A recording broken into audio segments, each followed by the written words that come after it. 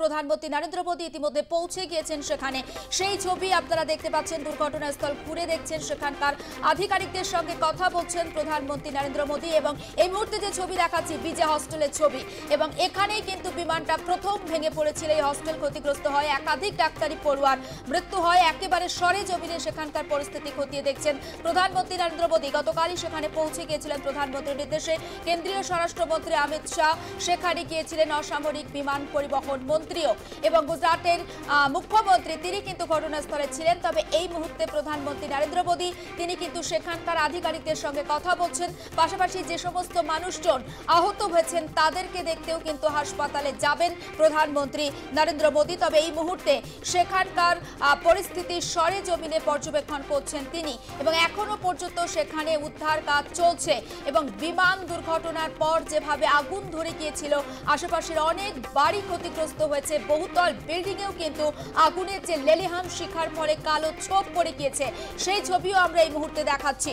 আহমেদাবাদে পৌঁছে গিয়েছেন প্রধানমন্ত্রী। গতকালই তিনি ঘোষণা করেছিলেন, আজ সকালেই তিনি পৌঁছে গিয়েছেন। 8টা নাগাদ যাওয়ার কথা ছিল প্রধানমন্ত্রী নরেন্দ্র মোদী। দুর্ঘটনাস্থল পরিদর্শনে নরেন্দ্র মোদী সরেজমিনে খতিয়ে দেখছেন এলাকা, এবং সেখানকার আধিকারিকদের সঙ্গে তিনি কথা বলছেন। এখনো 6টি উদ্ধারকারী দল ঘটনাস্থলে রয়েছে, এবং সেখানকার আরো কোনো দেহাংশ খুঁজে পাওয়া যায় কিনা তারই খোঁজে কিন্তু তারা সেখানে। তবে ইতিমধ্যে এয়ার ইন্ডিয়া তরফ থেকে জানানো হয়েছে 241 জন যাত্রীর মৃত্যু হয়েছে। একমাত্র যিনি যাত্রী বেঁচে ফিরেছেন তিনি বছর 38-এর রমেশ বিশ্বাস কুমার, এবং উদ্ধারের পর রীতিমতো হেঁটে চমকে দিয়েছিলেন এই মৃত্যুঞ্জয়। তাকে দেখতেও কিন্তু হাসপাতালে যান স্বরাষ্ট্রমন্ত্রী অমিত শাহ। পাশাপাশি প্রধানমন্ত্রী নরেন্দ্র মোদী তিনিও কিন্তু হাসপাতালে যাবেন আহতদের দেখতে। এবং এই মুহূর্তে সেই ছবি আপনাদের সামনে তুলে ধরছি। প্রধানমন্ত্রী কথা বলছেন আধিকারিকদের সঙ্গে। মেঘানীনগরের দুর্ঘটনাস্থলে প্রধানমন্ত্রী নরেন্দ্র মোদী। আহমেদাবাদের মেঘানীনগরে ভয়াবহ বিমান দুর্ঘটনা। আহমেদাবাদের মেঘানীনগরে দুর্ঘটনাস্থলে পৌঁছে গিয়েছেন প্রধানমন্ত্রী। দুর্ঘটনাস্থল ঘুরে দেখছেন তিনি, সেই ছবি আমরা আপনাদের দেখাচ্ছি। এবং বৃহস্পতিবার অর্থাৎ গতকালই সেখানে আছড়ে পড়েছিল এয়ার ইন্ডিয়ার বিমান। তবে এই মুহূর্তে আমরা কথা বলবো আমাদের প্রতিনিধি সুচারু মিত্রের সঙ্গে। সুচারু, আমরা ছবি দেখাচ্ছি, প্রধানমন্ত্রী মেঘানীনগরের দুর্ঘটনাস্থল ঘুরে দেখছেন, একটু তথ্য নেব তোমার থেকে।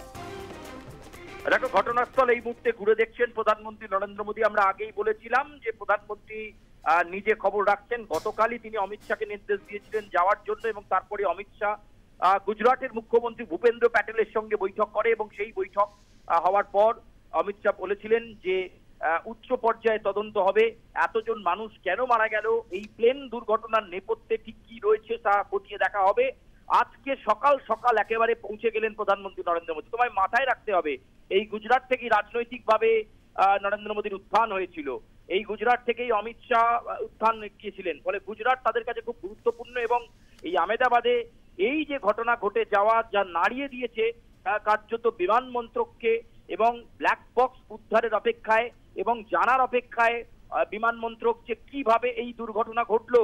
এতজন মানুষের রেসপন্সিবিলিটি নিয়ে এই বিমান যাত্রা করেছিল আহমেদাবাদ থেকে লন্ডনের উদ্দেশ্যে, কিন্তু টেক অফ করার খানিকক্ষণের মধ্যেই যেভাবে এটা মাটিতে একেবারে লুটিয়ে পড়লো, এই বিষয় নিয়ে কিন্তু প্রশ্ন উঠতে শুরু করেছে। এবং তোমাকে জানিয়ে রাখি যে ইতিমধ্যেই প্রধানমন্ত্রী নরেন্দ্র মোদী আহমেদাবাদের এই যে মেঘনীনগর, সেই মেঘনীনগরে পৌঁছেছেন এবং ঘটনাস্থল খতিয়ে দেখছেন। কারণ ঘন জনবসতিপূর্ণ এলাকাতে এই বিমানটি আছড়ে পড়ে, ব্লাস্ট হয়, আগুন ধরে যায়, ইকোনমিক এবং বিজনেস ক্লাস পুরো ভস্মীভূত হয়ে যায়, এবং কাতারে কাতারে মৃত্যু মিছিল, 1-2 জন যাত্রী ছাড়া কেউ বাঁচেননি। ফলে এরকম একটা পরিস্থিতিতে যেটা প্রধানমন্ত্রীকে উদ্বিগ্নে রেখেছে, নাড়িয়ে দিয়েছে, এবং যে কোনো ঘটনায় মানে এই আকস্মিকতা, এই ঘটনার আকস্মিকতা অবাক করে দিয়েছে প্রধানমন্ত্রী নরেন্দ্র মোদীকে। তাই তিনি ছুটে এসেছেন, তিনি আর নিজের দপ্তরে বসে থাকতে পারেননি, এবং এসে তিনি খতিয়ে দেখছেন ঘটনাস্থল বা প্লেস অফ অকারেন্স, সেই জায়গাটা দেখছেন। আমরা আগেই বলেছি যে আজকে ডিজিসি এর টিম এবং ফরেন্সিক টিম পৌঁছবে, তারা স্যাম্পল কালেক্টিং করবে আবার, এবং ব্ল্যাক বক্স উদ্ধারের চেষ্টা করা হবে। এই ঘটনাস্থল পরিদর্শনের পর প্রধানমন্ত্রী নরেন্দ্র মোদী কি বার্তা দেন, ঠিক তিনি কি বলেন, তার দিকে অবশ্যই আমাদেরকে নজর রাখতে হবে। এবং এই মুহূর্তে মিনিট 15 হলো নরেন্দ্র মোদী আহমেদাবাদের এই মেঘনীনগরে পৌঁছেছেন। তাকে ব্রিফ করার জন্য ডিজিসি এর উচ্চ পর্যায়ের আধিকারিক তারা ব্রিফ করছেন যে ঘটনাটা ঠিক কিভাবে ঘটেছে, কোন প্লেসে পড়েছে, এবং একটি হাসপাতাল, ছাত্রাবাস এবং রেসিডেন্সিয়াল প্লেসের মাঝখানে পড়েছে এই বিমানটি। ফলে আমরা যেটা জানতে পারছি, ওই হাসপাতালের চিকিৎসক কয়েকজনে তাদের মৃত্যু ঘটেছে যারা বসে দুপুরের লাঞ্চ করছিলেন। অর্থাৎ এই মুহূর্তে এই ঘটনা একেবারে গোটা ভারতবর্ষকে নাড়িয়ে দিয়েছে এবং গতকাল ভারতবর্ষের ইতিহাসে এই ধরনের বীভৎস ঘটনা কলঙ্কজনক অধ্যায় হিসাবে মানে লিখিত থাকবে। একদম সুচারু, সঙ্গে থাকো, আমি আবারও ফিরবো। তবে এই মুহূর্তে দর্শকদের আরো একবার দেখাচ্ছি সেই ছবিটা। প্রধানমন্ত্রী নরেন্দ্র মোদী তিনি সরেজমিনে ঘটনাস্থল একেবারে পর্যবেক্ষণ করছেন, খতিয়ে দেখছেন এবং তুমি ঠিক যেমনটা বলছিলে সুচারু, ডিজিসি এর আধিকারিকরা রয়েছেন, তারা প্রধানমন্ত্রীকে বোঝাচ্ছেন যে কিভাবে ঘটলো এই দুর্ঘটনা। তবে সব থেকে যেটা তাৎপর্যপূর্ণ যে ব্ল্যাক বক্স উদ্ধার না হলে কিন্তু দুর্ঘটনার প্রকৃত কারণ অনুসন্ধান করা সম্ভব হবে না। তবে এই মুহূর্তে যে ছবিটা আমরা দেখাচ্ছি, বিজে হস্টেল যেখানে ডাক্তারি পড়ুয়ারা ছিলেন যারা গতকাল সেখানে বসে লাঞ্চ করছিলেন, সেখানেই কিন্তু এই বিমানটি ভেঙে পড়ে এবং একাধিক ডাক্তারি পড়ুয়ার মৃত্যু হয়েছে যেমনটা আমরা জানতে পাচ্ছি এবং সেখানেও কিন্তু গিয়েছেন প্রধানমন্ত্রী নরেন্দ্র মোদী। তবে বিমান ভেঙে পড়ার পর তার যে অভিঘাত, যে অগ্নিকাণ্ডের ঘটনা, আশেপাশেও যে সমস্ত বাড়ি ছিল, জনবহুল এলাকা, সেখানেও যে তার একটা ছাপ স্পষ্ট, সেটা ছবি দেখে অন্তত অনুমান করা যাচ্ছে এবং সেই ছবি আপনারা দেখতে পাচ্ছেন। প্রধানমন্ত্রী নরেন্দ্র মোদী ঘটনাস্থলে পৌঁছে গিয়েছেন। আহমেদাবাদের মেঘানীনগরে দুর্ঘটনাস্থল তিনি খতিয়ে দেখছেন। আশেপাশের বিল্ডিংগুলো, বহুতল বিল্ডিংগুলো, সেখানেও কিভাবে ক্ষতিগ্রস্ত হয়েছে এবং আগুনের যে লেলিহান শিখা, কালো ছোপ সেখানে পড়ে গিয়েছে, সেই ছবিটাও আমরা দেখাচ্ছি। ভয়াবহ এই বিমান দুর্ঘটনায় প্রতিবেশী দেশ পাকিস্তানের তরফ থেকেও কিন্তু শোক প্রকাশ করা হয়েছে এবং পাকিস্তানের প্রধানমন্ত্রী শাহবাজ শরীফ তিনি কিন্তু ভারতের এই ভয়াবহ দুর্ঘটনার জন্য শোক প্রকাশ করেছেন। এবং আমি আরো একবার কথা বলবো আমাদের প্রতিনিধি সুচারু মিত্রের সঙ্গে। সুচারু, যেমনটা জানাচ্ছিলেন। দেখো, এখন যে ঘটনা ঘটে গেছে, কিন্তু এই ঘটনার আকস্মিকতা এটা কিন্তু সবচেয়ে বড় বিষয়। এবং কি কারণে ঘটনা ঘটলো, এই AI-171 বিমানটি এর আগেও একাধিকবার আহমেদাবাদ থেকে লন্ডনে গেছে। রুটটা দেখো, অনেকটা লং রুট, আহমেদাবাদ থেকে লন্ডন, ফলে অনেকগুলো ভায়া রুট হয়ে যাওয়ার কথা এই বিমানের। ফলে একেবারে বিমানের মধ্যে ফুয়েল যে ট্যাঙ্ক রয়েছে, সেই ফুয়েল ট্যাঙ্ক ভর্তি ছিল, পেট্রোলে ভর্তি ছিল।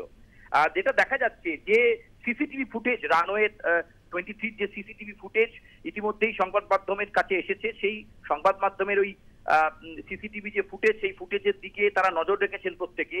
দেখা যাচ্ছে যে রানওয়ে থেকে টেক অফ করলো বিমানটা, মিনিট খানেক যাওয়ার পরেই হঠাৎ করে বিমানটা আপব্রিঙ্গিং থেকে, মানে একটা স্তর থেকে নিচের দিকে নেমে যাচ্ছে এবং তারপরে দেখা গেল যে একটি গাছের ডালের সঙ্গে বিমানের পেছনের অংশ টাচ করলো, সঙ্গে সঙ্গে বিমানটি আছড়ে পড়ে এবং দাউ দাউ করে আগুন ধরে যায়।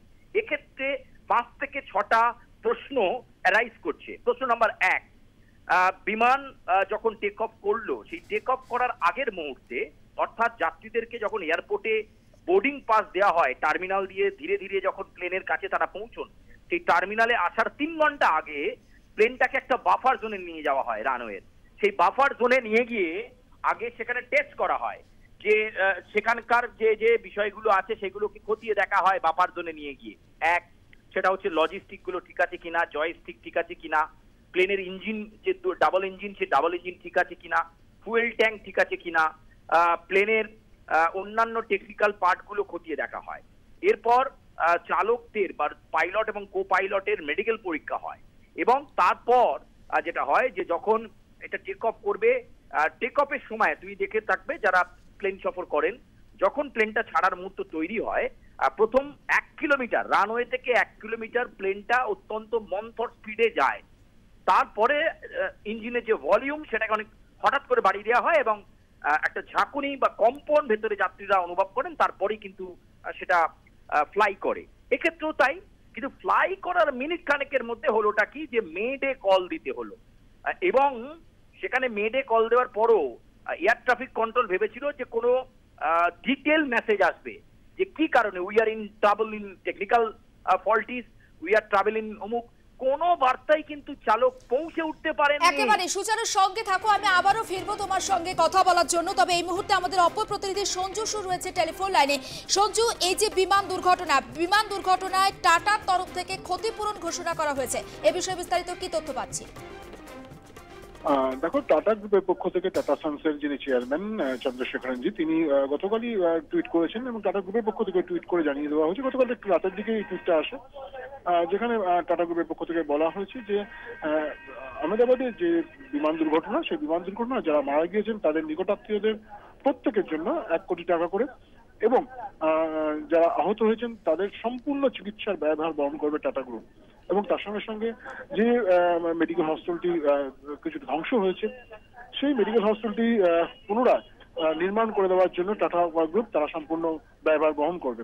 তোমাকে জানি নাকি যে এয়ার ইন্ডিয়া যে বিমানটি, এয়ার ইন্ডিয়া ফ্লাইট নাম্বার 171, এই এয়ার ইন্ডিয়া কিন্তু এখন টাটা গ্রুপ সেটা কিনে নিয়েছে। ফলে গতকালই যখন এয়ার ইন্ডিয়ার এই বিমান দুর্ঘটনা হয়, তারপরই মনে করা হচ্ছিল যে টাটা, যাদেরকে বলা হয় যে ভারতবর্ষের অন্যতম ন্যাশনালিস্ট একটি কোম্পানি, তো স্বাভাবিকভাবে মনে করা হচ্ছিল যে টাটা গ্রুপ তারা কি করবে। দেখা গেল যে টাটা গ্রুপের পক্ষ থেকে একটা সিদ্ধান্ত নেওয়া হয়েছে, এবং সেই সিদ্ধান্তই টাটা গ্রুপের টাটা সন্সের চেয়ারম্যান এন চন্দ্রশেখরন তিনি টুইট করে জানিয়েছেন। এবং এরপরে রাজ্য সরকার, কেন্দ্রীয় সরকার বা গুজরাট সরকার তারা কি কি ব্যবস্থা নেবে সেটা আমাদের বিষয়। কিন্তু যেহেতু এইটা টাটা গ্রুপেরই একটি বিমান ছিল, ফলে টাটা গ্রুপের পক্ষ থেকে তারা যে ক্ষতিপূরণ, সেই ক্ষতিপূরণের কথা ঘোষণা করলো। বেশ, নজর থাক সঞ্জু, আপাতত ধন্যবাদ। আমি কথা বলছিলাম আমাদের প্রতিনিধি সঞ্জু সুরের সঙ্গে, এবং আমি আরো একবার দর্শকদের জানিয়ে রাখতে চাই, AI-171 বিমানের মৃত যাত্রী যারা, তাদের পরিবারের প্রত্যেককে 1 কোটি টাকা করে ক্ষতিপূরণ দেবে টাটা, এবং সেই কথা এক্স হ্যান্ডেলে জানানো হয়েছে টাটা সন্সের চেয়ারম্যানের তরফে।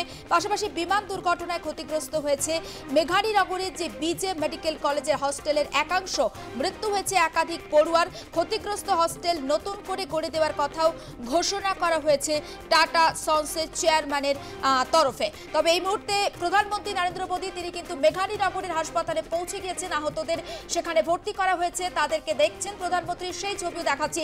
সুচারু মিত্রের সঙ্গে কথা বলবো। সুচারু,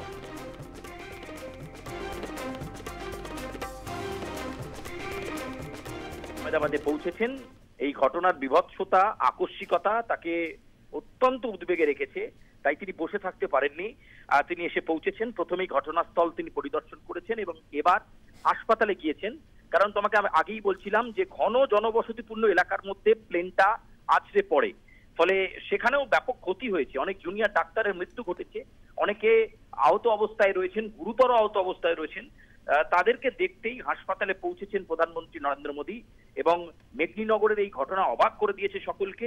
এবং নরেন্দ্র মোদী নিজে হাসপাতালে আহতদের সঙ্গে কথা বলছেন। অল্প বিস্তর আহত যারা রয়েছেন, যাদেরকে হয়তো আজকে ট্রিটমেন্টের পর ছেড়ে দেওয়া হবে, তালিকাটা আমাকে জানাই প্রায় 67 জন আহত হয়েছেন। তার মধ্যে যেটা আমরা জানতে পাচ্ছি 31 জন গুরুতর আহত রয়েছেন, ইন্টেনসিভ কেয়ার ইউনিটে তারা রয়েছেন, যারা এই হাসপাতাল বা রেসিডেন্সিয়াল প্লেস বা ছাত্রাবাসের আশেপাশে ছিল।